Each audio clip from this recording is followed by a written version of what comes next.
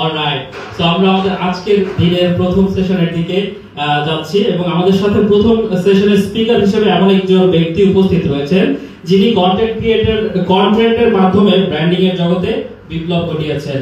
Who is none other than Mohammad Ikram sir, the founder of content king. তার নেতৃত্বে শুধু content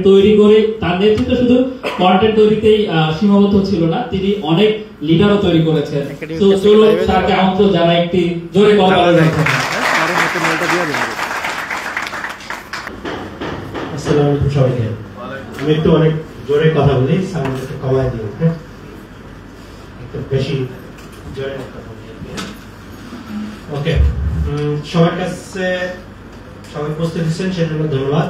আর একটু সরি বলে নেই, আমি খুব বেশি প্রিপারেশন ছাড়াই কথা বলবো। আমি একটা প্রকাশনের জন্য বই লিখতে হইতেছে, বই মেলার জন্য এটা নিয়ে এত বেশি ব্যস্ত আছি, আপনাদের জন্য প্রিপারেশন নিয়ে আসতে পারি নাই, এই জন্য সরি। প্রিপারেশন ছাড়াই অনেকগুলো কথা বলার চেষ্টা করবো। ওকে, আমার কাছে কিছুদিন আগে ইন্টার্ন একাডেমি একটা ছেলে আমাকে নক দিছিল, কোনোভাবে অনেকদিন ধরে সে আমার সাথে ফেসবুকে কানেক্টেড আছে। আমাকে যদি ওই হ্যান্ড মাইকটা দেন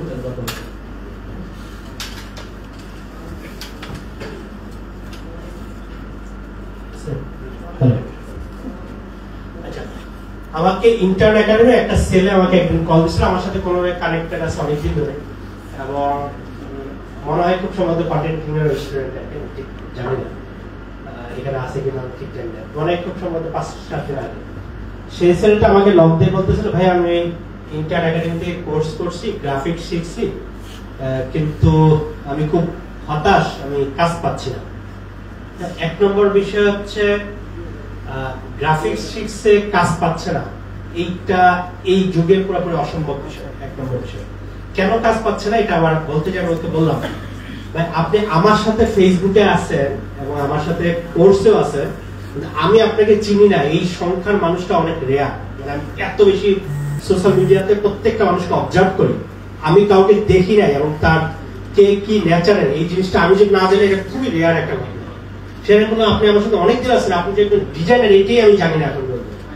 উনি বলতেছেন আপনি অনেক ব্যস্ততার কারণে হয়তো দেখেন, আমি বলছি আমি প্রত্যেকটা মানুষকে অলমোস্ট আমি অবজার্ভ করি ফেসবুকে। তার মানে আমি দেখি নাই মানে হচ্ছে কোনো ব্যক্তিকে আপনার পক্ষে জানা সম্ভব না যে আপনি একজন ডিজাইনার।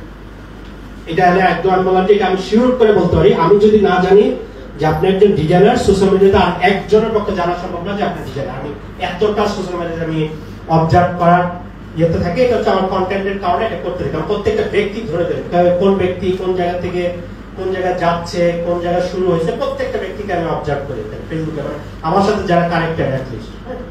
সো এইটা অসম্ভব বিষয়। ওকে, সো ম্যাক্সিমামদের ঘটনাটা এইটাই যে আপনাকে কোন মিডিয়াতে আপনাকে জানতে পারতেছে না যে আপনি কি হিসেবে আপনার পরিচয়, সেটা জানতে পারতেছে না। এইটাই বড় কারণ হচ্ছে আপনি কাজ খুঁজে পাচ্ছেন। এবার আসি কেন কারণ, এটাকে একটু ভাগ করে আসি। ওকে, আমরা যদি কয়েকটা ব্যক্তির নামগুলো বলি, দেখি তো ওদের সাথে রিলেট করে আপনারা কিছু কথা টাইটেল যুক্ত করে পারেন কিনা, প্রত্যেকে একটু জিজ্ঞেস করি। হ্যাঁ, একটা নাম বলবো, একটু টাইটেল যুক্ত করে। ওকে, এক নম্বর হচ্ছে ওবায়দুল কাদের, একটু না টাইটেল যুক্ত করে।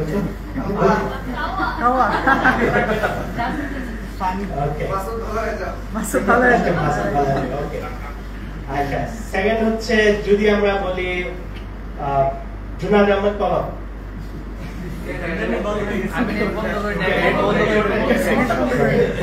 পলক ভাই কিন্তু আমার বস, আমি যেহেতু গভর্নমেন্টে কাজ করছি, উনি আমার বস ছিল, আচ্ছা এই কারণে ওনাকে বেশি নাম চাই। সুলাইমান শুকর, পরিমণি বলেন দেখি একটা না, এইটুকু না, কোনো একটা টাইটেল দিই আলোচনা করো। আর কিছু আর তোমার নাম টাইটেল ঠিক আছে, মানে এই মুহূর্তে কোনো কিছু আলোচিত না আসে। তারপর সাকিব আল হাসান,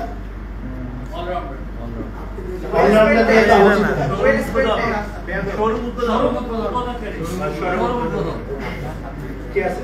এবার যদি আসে সাব্বির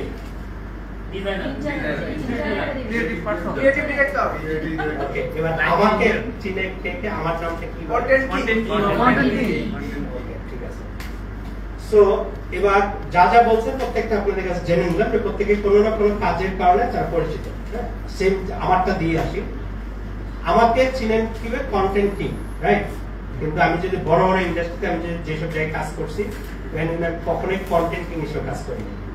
ঠিক আছে, যত জায়গাতে আমি কাজ করছি সব জায়গাতে হচ্ছে আমি হচ্ছে একজন ব্র্যান্ড এক্সপার্ট হিসেবে, মার্কেটিং এর হেড হিসেবে, সব জায়গায় এই হিসেবে কাজ করছি। তো সোশ্যাল মিডিয়াতে আপনি কেন কন্টেন্ট টিম হিসেবে চিনছেন? কারণ হচ্ছে আমি সোশ্যাল মিডিয়াতে ওইভাবেই আমি আওয়াজ করছি, মানুষজন এইভাবে আমাকে চিনুক, এইটা চেষ্টা করে করে আমি হচ্ছে গত 3 বছর ধরে কাজ করছি।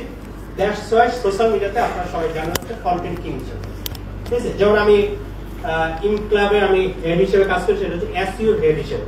কিন্তু সোশ্যাল মিডিয়াতে আপনারা কেউ কখনো আমার নাম উচ্চারণ করার সময় বলেন যে আমি এসইও কাজ জানি, এসইও কাজ আমাকে অনেকটা নক করে বলে ভাই আপনার পরিচিত এসইও কেউ জানে ভালো, এরপর একটু বললেন থেকে হেল্পের জন্য, মানে আমাকে বলে না হেল্পের জন্য। আচ্ছা, আমি কিন্তু যুগান্তরের এসইও আমার হাত দিয়ে করা, ইনক্লাবের করা, বাংলাদেশে অনেক বড় বড় কোম্পানি আমার হাত দিয়ে করা। তারপরে আমি সোশ্যাল মিডিয়াতে আমার পরিচয়টা এসইও হেড হিসেবে করাই দিই। ঠিক আছে, তারপরে আমি সোশ্যাল মিডিয়াতে চাইলে আমার পরিচয়টা কি হিসেবে এস্টাবলিশ করব, এটা হচ্ছে খুবই খুবই জরুরি। এবং ওইটা করা কিভাবে পরিচয় করবো সেটা হচ্ছে আমার কন্টেন্টের মাধ্যমে। ওকে, এইটুকু বুঝতে পারলাম। তারপরে আমাকে অনেকে আসে, আমাকে নক দেয় ভাইয়া বিজনেসের, মানে অনেকে বলে বাজারে ইকরাম ভাই হচ্ছে কন্টেন্টের জন্য খুব ভালো, বিজনেসের জন্য ভালো অমুক ব্যক্তি। ঠিক আছে, এখন কিন্তু আমার কিন্তু এজেন্সিতে আমি কিন্তু বড় বড় অনেকগুলো বিজনেসে একদম ফল ডাউন করছে, এই বিজনেস গুলোকে উঠাইছে। আর কিন্তু বিজনেসের এক্সপার্ট কিন্তু আমি না, ওদের অন্যদের কাছে। যে বিজনেস এক্সপার্ট হিসেবে ইকরাম ভাইয়ের কাছে কোনো পরামর্শ চাওয়া যাবে না, কারণ হচ্ছে উনি বিজনেসে কিছু জানেন না। কিন্তু আমি কিন্তু বড় বড় কোম্পানি বলেন যে বলেন ক্রিয়েটিভ আইটি বলেন বিজনেসটা দাঁড় করাইছি আমি, কোরাস্টাস বলেন বিজনেসটা দাঁড় করাইছি আমি, বইবাজার বলেন ওটা সিইও ছিলাম, বিজনেসটা দাঁড় করাইছি। বইবাজার মানে বিগ একটা ডিল ছিল, ওমিকন গ্রুপের একটা প্রতিষ্ঠান, যেটা আমি বিজনেস ওদের সিইও ছিলাম কোম্পানি। সো তাহলে বিজনেস আমি জানি, কিন্তু আপনারা আমাকে আইডেন্টিফাই করতেছেন কিভাবে? কন্টেন্ট কিং হিসেবে, রাইট? কিন্তু বিজনেসের জন্য আরেকজন, এসইওর জন্য আরেকজন। কিন্তু এসইও হিসেবে বাংলাদেশে একদম সবচেয়ে মানে প্রথম সারির কোন একটা ওয়েবসাইট যদি বলি সেটা হচ্ছে যুগান্তর, সেটাও আমার হাত দিয়ে করছে। কিন্তু আমি কিন্তু এসইও হেড হিসেবে কেউ আমাকে চিনে না, ইভেন আমাকে নক করে বলে যে ভাই এসইওর জন্য কেউ একজন হেল্প করার জন্য একটা আমাকে নক দিয়ে, আপনি তো কন্টেন্টের জন্য ভালো, ঠিক আছে, কিন্তু এসইওর জন্য আরেকজনকে নক দিয়ে, আরেকজনকে সাজেস্ট করে। এই যে আমাদের অ্যাক্টিভিটিসটাই হচ্ছে মানুষকে পরিচিত করা, এইটাই হচ্ছে কন্টেন্টের কাজ। ওকে, এটুকু আমরা বুঝতে পারছি। তাহলে এবার হচ্ছে একটু কিছু বুঝে ফেলে এবার আসি আমরা কিভাবে পরিচয় করব।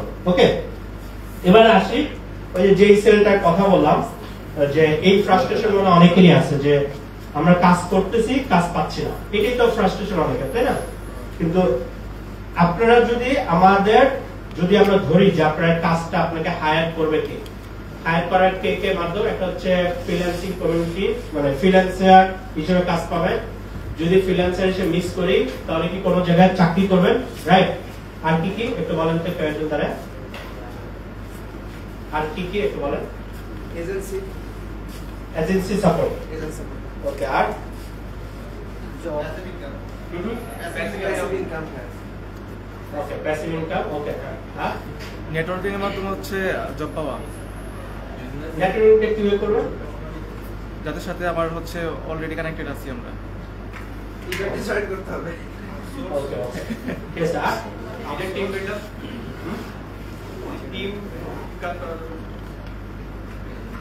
বিল্ডার, টিম বিল্ড করলেন, কিন্তু কাজটা জোগাড় করুন, কাজ নয় জোগাড় করলে টিম বিল্ড করে লাভ নেই। আউটসোর্সিং মার্কেটিং এর জন্য ভাই অ্যাডভান্স করা যায়, অ্যাডভান্স করে মার্কেটিং যেটা। আচ্ছা, ঠিক আছে। আচ্ছা, যেই মাধ্যমগুলো প্রত্যেকটা বলছেন, এই মাধ্যমগুলো প্রত্যেকটা হচ্ছে আমি একজনকে যে মানে দুই ধরনের ভাবে আপনি কাজ জোগাড় করতে হবে। কোন জায়গায় আপনি প্রাইসিং নিয়ে নেগোসিয়েট করতে হবে।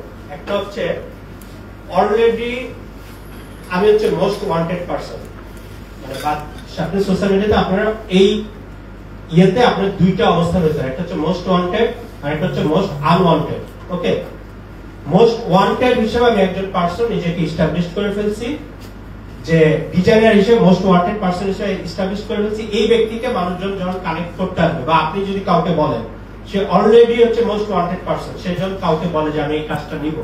মানুষজন অনেক কিছু জাজমেন্টালে না গিয়ে আপনাকে রিক্রুট করে ফেলে। ওকে, আরেকটা হচ্ছে আপনি একদম সোশ্যাল মিডিয়া কেউ চিনে না, আপনি একদম মানে মোস্ট ওয়ান্টেড না, মোস্ট আনওয়ান্টেড না, কিন্তু আবার একদম নিউট্রাল, আপনাকে কেউ পরিচয় চিনে না। প্রত্যেকের সোশ্যাল মিডিয়াতে একটা একটা করে পরিচয় আছে না? একটু দেখি তো, আপনি একজন বলেন যে আপনার ফ্রেন্ড লিস্টে কে আছে যে পরিচয় যে খুব বেশি খালি ধর্মীয় পোস্ট করে, এরকম একজন দাঁড়ান তো বলেন তো, আপনার একজন নাম বলেন তো সোশ্যাল মিডিয়াতে, আপনি বলেন আপনার পরিচয় পরিচয় পরিচয় খুব বেশি ধর্মীয় পোস্ট করে আপনার পেজে কেউ থাকে আছে? আমার এটা আছে একজন আব্দুল রহিম ভাই, হচ্ছে সবসময় হচ্ছে ধর্মীয় পোস্ট। ওকে, তার মানে ও পরিচিত যে একদম ধর্মীয় পোস্ট করে, রাইট? ওকে, আপনি একজন যারা বলেন তো যে আপনার প্রোফাইলে একজন হচ্ছে খুব বেশি কি বলে রাজনৈতিক জ্বালাময়ী খালি ইয়েগুলো বেশি পোস্ট করে, একজন বলেন তো, নাম বলেন তো, যেগুলো আপনি একজন